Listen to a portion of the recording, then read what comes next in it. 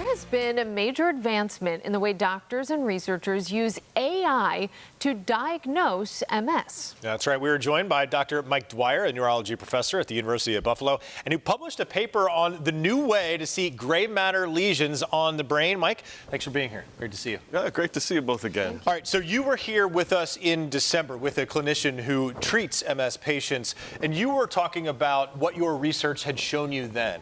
This is a little bit of a build-on from that. Tell us a little bit about what you were here for in December.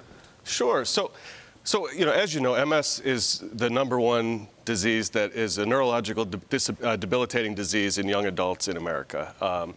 And there have been major advances in the last few decades in treating MS, and we're really good now. It's an amazing success story at stopping new white matter lesions from appearing in the brain. And I'll explain a little bit about what that is in a minute. But what we're frustrated by, and what really is unfortunate news still for patients with MS, is that despite not having as many relapses and not as much lesion accrual, they still have this ongoing progression of disability. So they still can end up in a wheelchair, unable to walk, having a lot of problems. And we've really been at a loss for a long time to fully explain why that's happening, despite the treatments looking like they're working. And one explanation for that is what we talked about in December, is that there are certain types of lesions that, even though we don't see new ones, something is still going on in the brain where we're not letting the immune system get into the brain anymore, but there's this resident kind of ongoing outpost of the immune system that's kind of still attacking and still expanding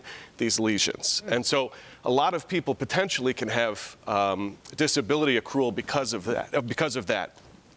The problem, though, with that very nice story is that MS, of course, is one of the most complicated systems in the body, the immune system, and one of the most complicated organs. And only about half of people seem to have that type of lesion.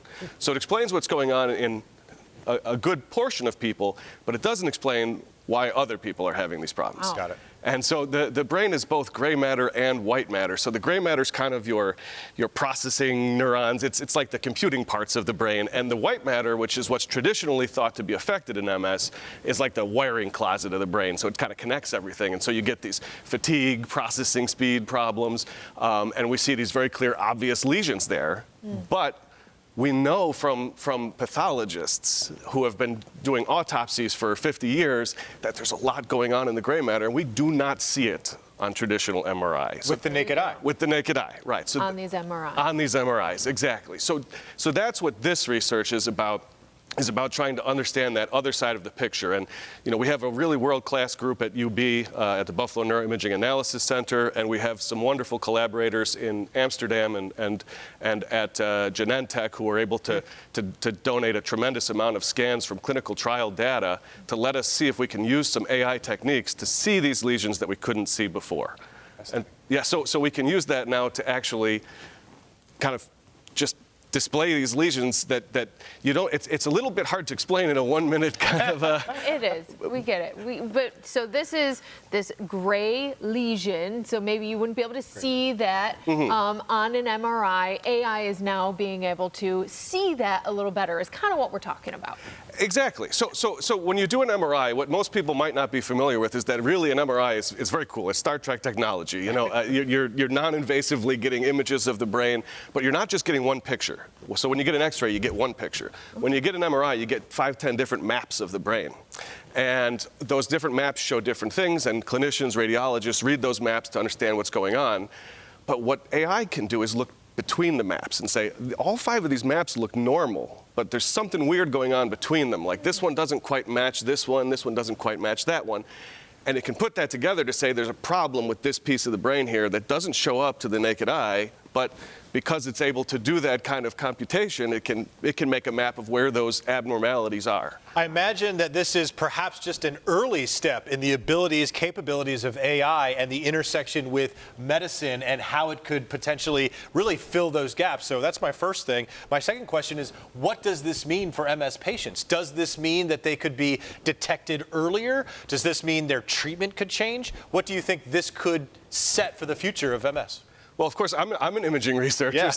so you know, I hesitate to say exactly what it could do from a diagnostic and treatment perspective. But what we really are hoping right now is that we'll be able to, first of all, go back to these, clinical trials for these therapies have been amazing, but they cost $100 million to run. So you can't just run these trials to understand what's working for people and what isn't. But now we can go back and look at the data that's already there with these AI techniques to say, is this type of treatment working for this type of person with these parameters on their MS, on their cortical lesions? And so what we're hoping is, A, that we can use this technology, use this advance to understand how these treatments are working. And we're also hoping, it's longer term, but that as clinicians are working with patients, they'll be able to see these cortical lesions now and say, oh, you're not responding to the therapy you're on. That's always the big balance is, do you go on a more aggressive treatment that's going to help control MS better,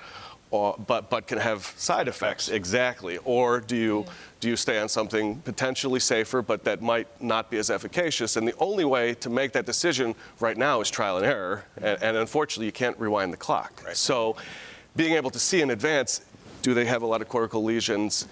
See early on, is this therapy helping reduce these cortical lesions before you're seeing disability accrual is a huge thing, we believe. Big step. Is this something really quick that you can kind of do in the next couple of years, you think, or is this kind of a longer timeline than that? I mean, I think it's very realistic, but there's a lot of careful work that needs to be done on the validation, on the regulatory side to make sure that something like that is rolled out properly and ethically. AI is an incredible tool, but we have to be very sure that it's doing what we think it's doing. Right. These advancements are going to be coming very rapid fire, I imagine, over the next couple of years. Mike Dwyer, Dr. Mike Dwyer, thank you so much for being here. Thank you, Doctor.